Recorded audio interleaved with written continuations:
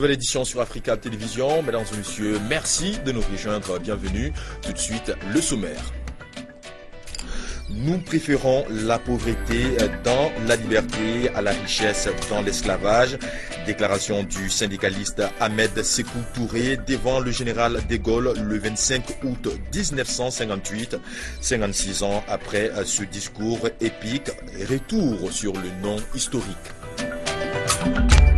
Face à un ennemi invisible, mieux équipé et plus fort, une section de l'armée nigériane a, dimanche dernier soir, préféré abandonner la bataille que de se faire écraser comme des mouches.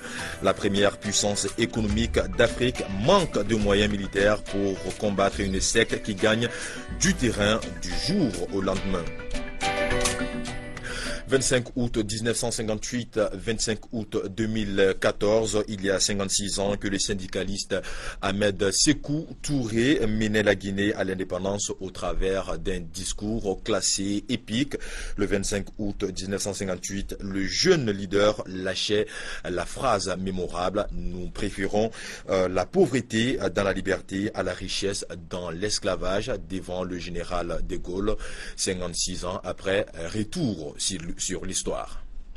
Le 25 août 1958 marque une phase décisive de l'histoire de la Guinée. C'est à cette date d'avant les indépendances que le général de Gaulle effectue sa visite historique en Guinée. Dans une liesse populaire, l'homme d'État français a été reçu. De l'aéroport au palais du gouverneur, l'atmosphère était des plus clémente et des plus festives. D'aucuns disent que l'hôte de marque s'était étonné de la dimension de la mobilisation. Mais que sous-tendait la visite de Gaulle en cette période d'après-guerre? Le général de Gaulle dit que la constitution sera telle qu'elle, rien ne sera modifié. Celui qui ne veut pas n'a qu'à quitter. C'est pour faire une conférence de presse tout de suite à Dakar pour dire que si la constitution n'évolue pas comme l'ont souhaité les délégués africains, c'est-à-dire qu'on tienne compte du droit à l'indépendance en particulier et qu'on respecte les dignités de nos peuples, alors lui, il va faire voter à Guinée le non. Eux, ils tenaient compte des têtes de leaders. Les leaders des têtes de parti, c'est-à-dire le RDA, c'est que tout étant du RDA, vous faites boigner tant le RDA, vous faites boigner tant le président. Si on va vous faire boigner, on connaît la position du RDA. Donc on a dit qu'il faut éviter la Guinée. Corneille Chantier a dit c'est une erreur. Le véritable leader qui pose des problèmes vrais de l'Afrique, c'est Sékou Touré. Il faut passer par la Guinée. C'est ainsi que le général de Gaulle est venu en Guinée le 25 août 1958. Au cours de cette rencontre historique, la vision du leader Ahmed Sékou Touré et celle du général de Gaulle du devenir des peuples africains étaient partagées. Il n'y a pas de dignité sans liberté. Nous préférons la pauvreté dans la liberté à la richesse dans l'esclavage.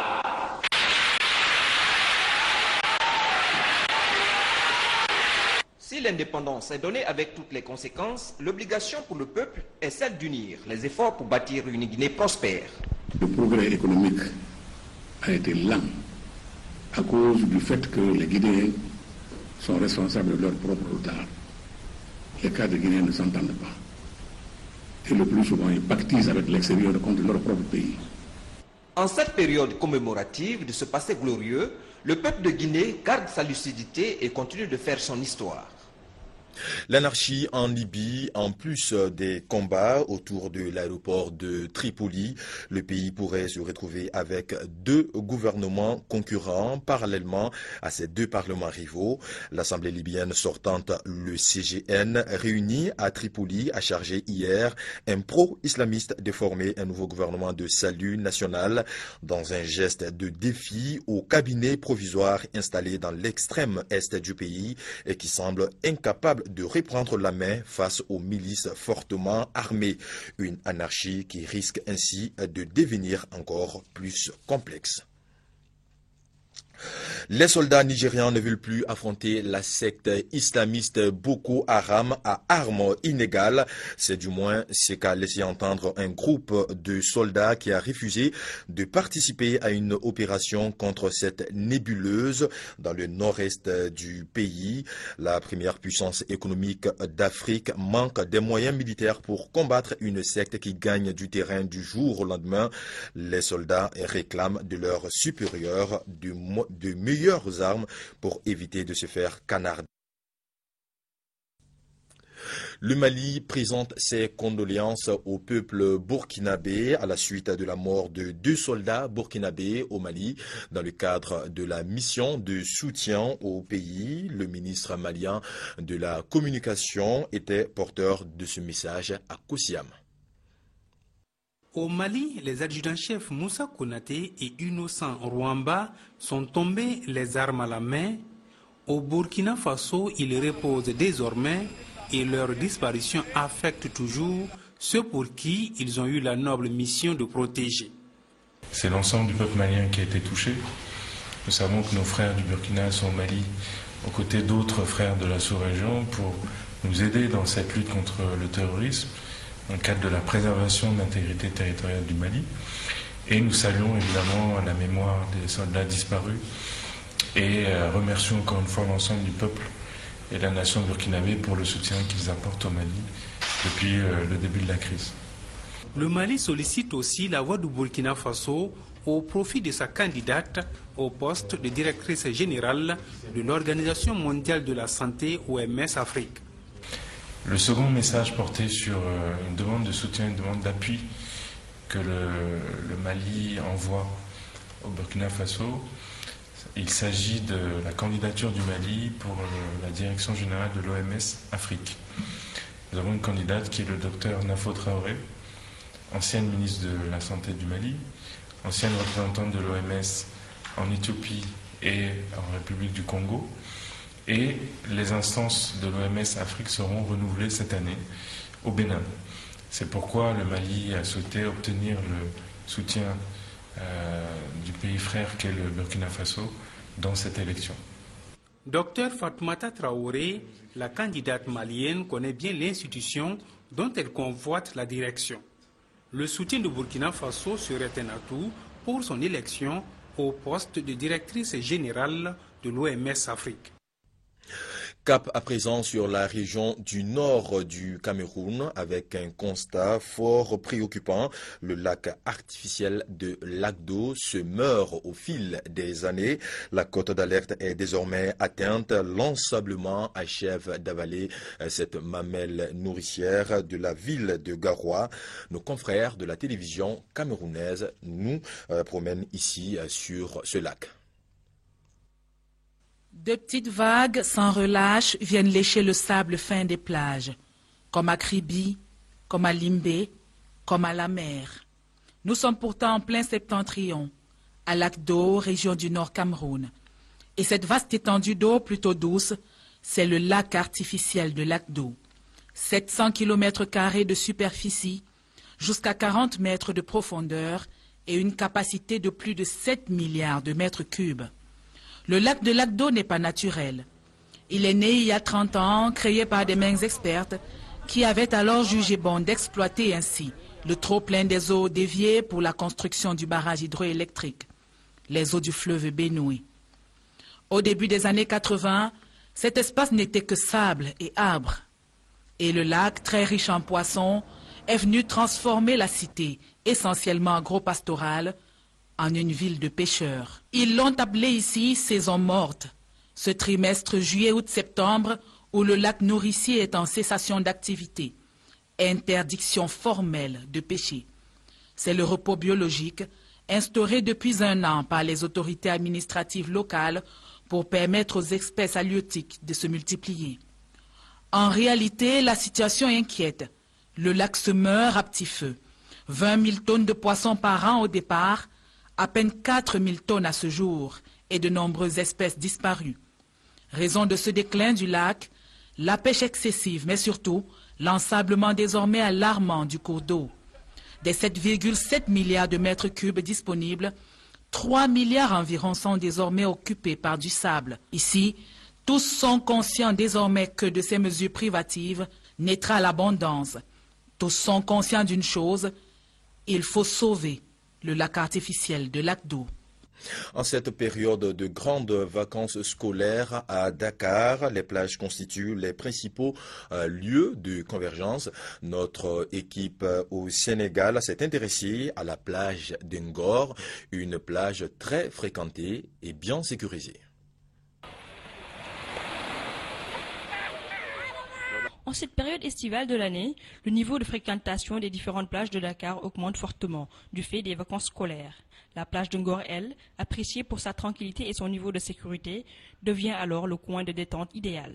On est en période de vacances, donc je prends quelques jours, je suis là en famille, c'est pour voir, décompresser un peu.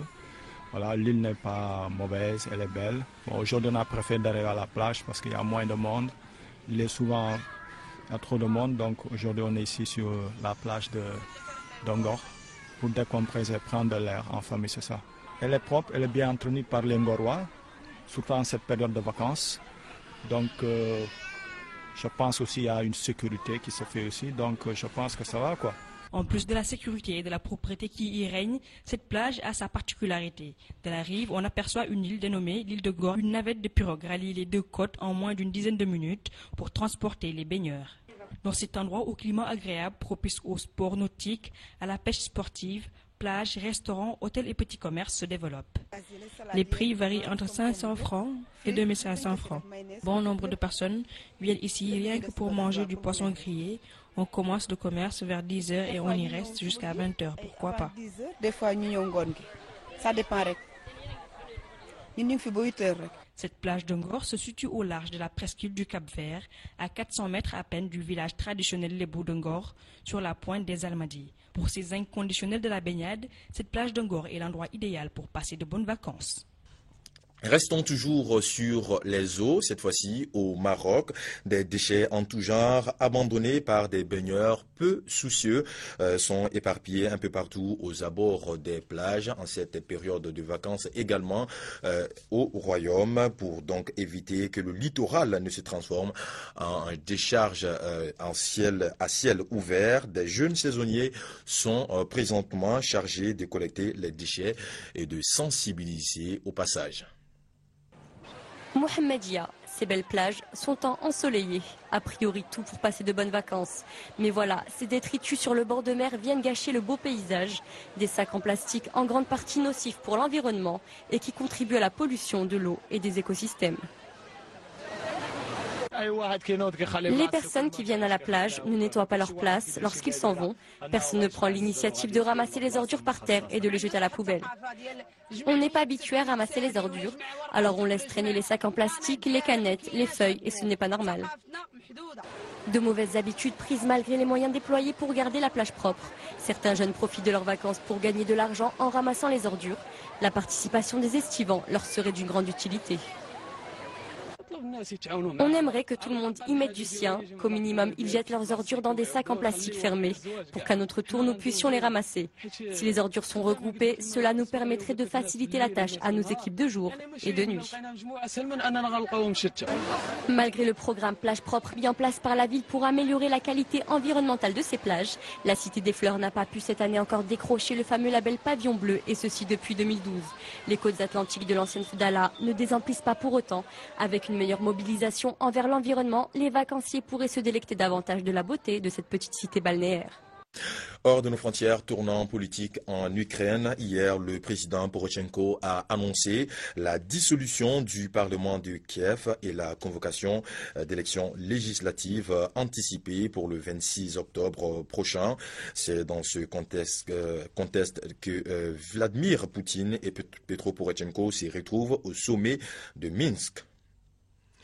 C'est une nouvelle étape qui s'annonce cruciale pour la suite de la présidence de François Hollande. Le Premier ministre Manuel Valls, reconduit dans ses fonctions, doit annoncer ce mardi dans la journée la composition de sa nouvelle équipe. Après la violente crise gouvernementale, les enjeux de ce nouveau gouvernement dans ce reportage. Garder le cap. Voilà l'impératif imposé au prochain ministre de l'économie de Manuel Valls. Le futur pensionnaire de Bercy pourra ainsi s'appuyer sur les décisions déjà prises, au premier rang desquelles le pacte de responsabilité qui doit encore être mis en place. Il s'agissait d'une des promesses de François Hollande. Je propose un pacte de responsabilité aux entreprises. Il est fondé sur un principe simple. Moins de charges sur le travail, moins de contraintes sur leurs activités et en même temps une contrepartie. Plus d'embauches et plus de dialogue social. Le programme du prochain ministre devra donc s'inscrire dans le projet de 50 milliards d'euros d'économies annoncé par le gouvernement.